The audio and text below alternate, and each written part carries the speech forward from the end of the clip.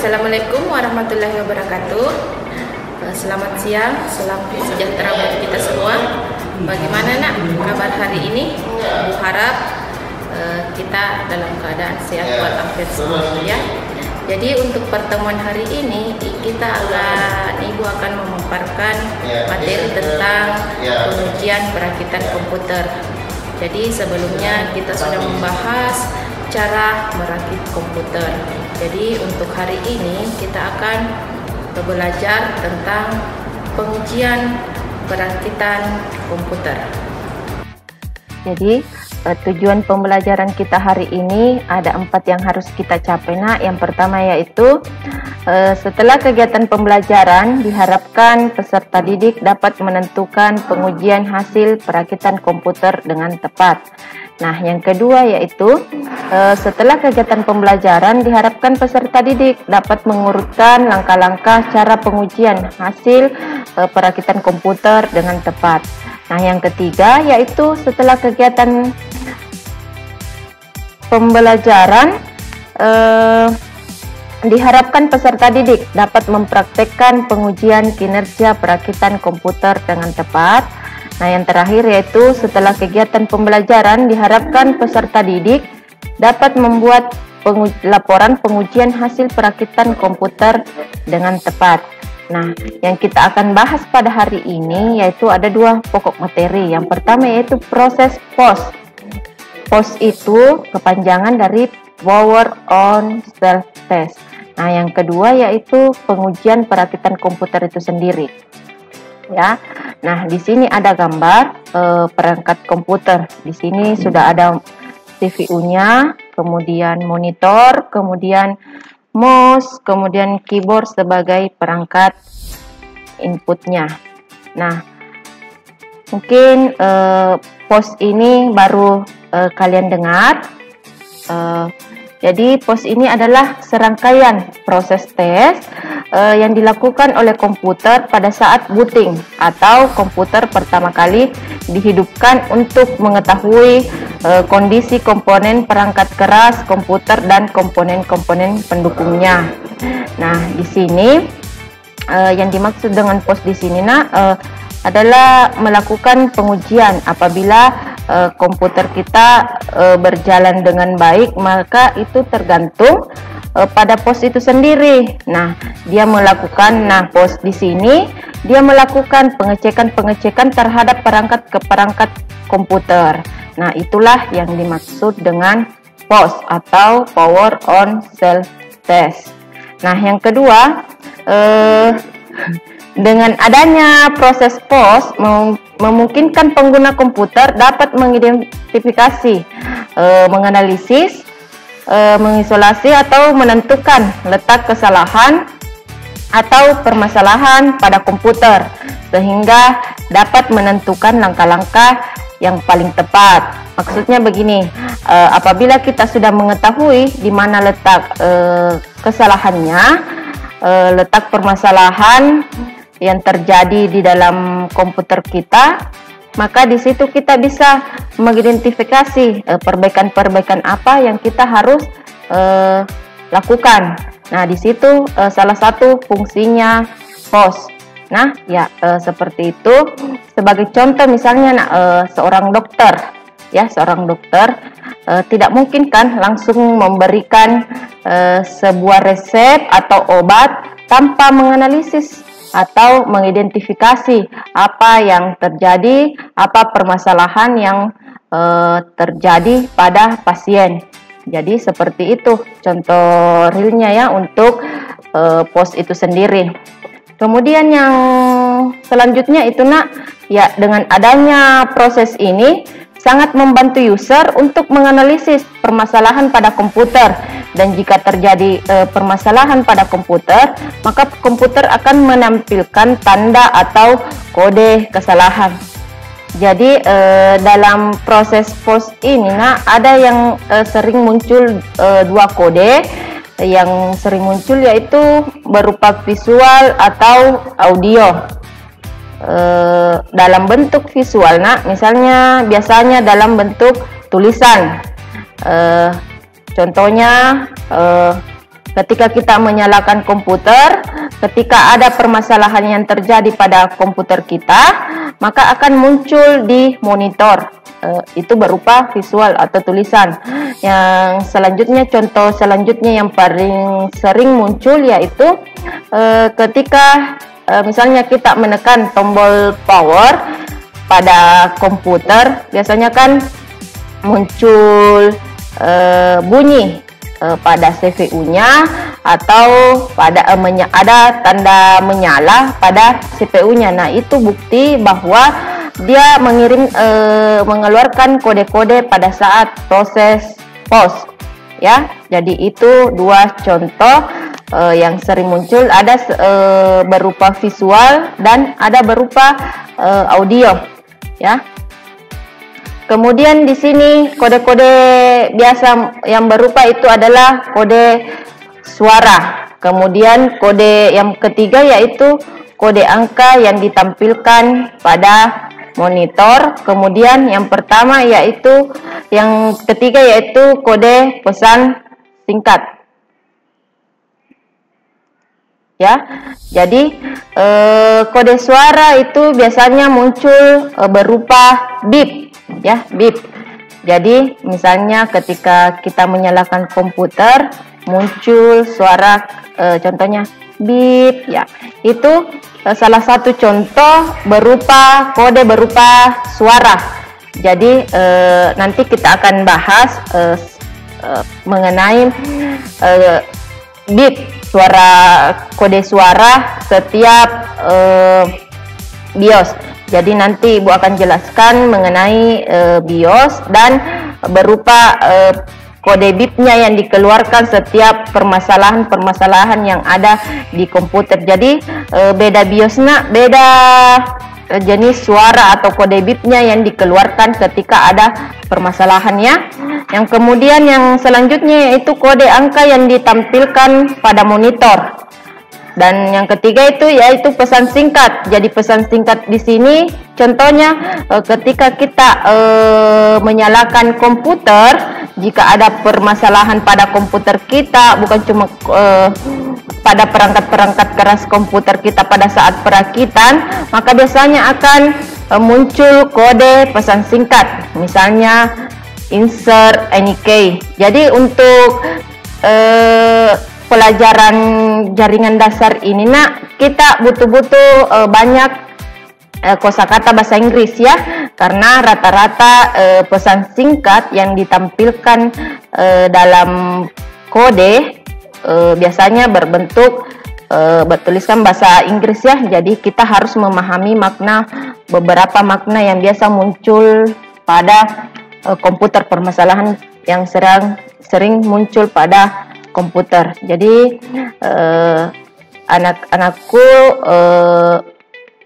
boleh mempermantap bahasa Inggrisnya, karena biasanya itu yang timbul itu yang pesan singkatnya itu pada komputer itu selalu berupa bahasa Inggris, ya.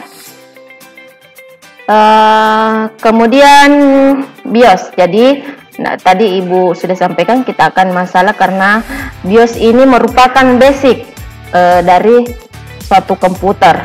Jadi namanya saja BIOS, Basic Input Output System, atau yang sering disebut dengan BIOS adalah suatu program yang ditulis dalam bahasa assembly yang bertugas mengatur fungsi dari perangkat keras atau hardware yang terdapat pada komputer. Berbeda dengan sistem yang berada pada hard disk, BIOS umumnya terletak pada chip memori atau ROM yang terbuat dari bahan complementary metal oxide semiconductor atau yang biasa disebut dengan CMOS. Jadi CMOS ini berada pada ROM, ya ROM, Random Access Only Memory. Selanjutnya Ibu akan memaparkan jenis-jenis BIOS. Jadi pada umumnya itu ada 5 jenis BIOS yang kita harus pahami, kalian harus ketahui, dan yang paling sering muncul, ya, paling muncul. Yang pertama yaitu adalah AMI BIOS. kemudian yang kedua Award BIOS, kemudian Pionix BIOS, kemudian IBM BIOS, kemudian MSI BIOS. Nah, ini beberapa contoh tampilan BIOS. Jadi kalau misalnya nanti pada saat instalasi Windows, nanti kalau masuk di BIOSnya, jadi untuk masuk ke BIOS itu berbeda-beda setiap komputer ya nak, atau laptop biasa hanya menekan F2 atau kadang juga ada untuk F12. Jadi untuk masuk ke tampilan BIOS itu nah, setiap komputer, setiap jenis komputer itu berbeda. Ada yang cuma menggunakan F2, ada yang F12, tapi yang paling sering itu adalah F2. Jadi ini adalah contoh tampilan BIOS untuk AMI BIOS. Jadi AMI BIOS itu American Megatrend Inc, itu kepanjangan dari AMI BIOS. Kemudian ini Pionix, begini tampilannya ya. Seperti ini tampilannya untuk tampilan BIOS Pionix. Nah, seperti yang Ibu sampaikan tadi, setiap BIOS itu nak berbeda-beda suara atau kode yang dikeluarkan, kode BIP yang dikeluarkan sesuai dengan kesalahan yang diagnosanya. Yang pertama untuk kode di